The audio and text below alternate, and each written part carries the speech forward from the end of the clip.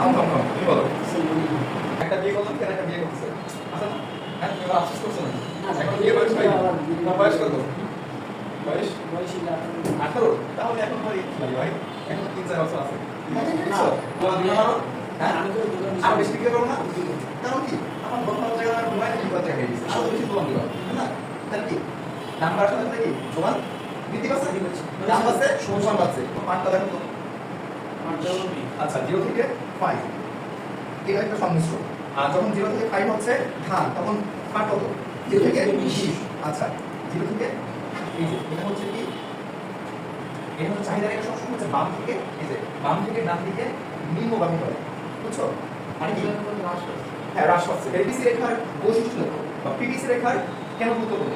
PVC রেখা কি জন্য আসে? এই জন্য অর্থনীতি সম্পর্কে। আচ্ছা এই তুমি জানো এগুলো কিন্তু আসবে অঙ্ক, হ্যাঁ আবার তোমার এমসিকিউ প্রশ্ন আসবে, হ্যাঁ ইভেন পাবলিক অ্যাডমিশন দিচ্ছে বাংলা লিখবা, তোমার প্রশ্ন হচ্ছে বাংলা হবে না, ওর পরীক্ষায় অবশ্যই যে তোমার প্রশ্ন চাবে সেটাই তুমি লিখবা। হয়তো তখন যুদ্ধ লাগবে ইংলিশের সাথে, তখন হচ্ছে আমাদের মধ্যে চলবে, তোমাদের দুজন আছে ওদের 20,000 টাকা বিক্রি করে দেবে না, আমার মজুর আছে, মজুর থেকে আমি হচ্ছে আমি বিক্রি করে দেবো, আমি হচ্ছে ওই টাকায় মধ্যে বিক্রি করে দেবো না। সো অ্যাডভান্স কিন্তু তোমার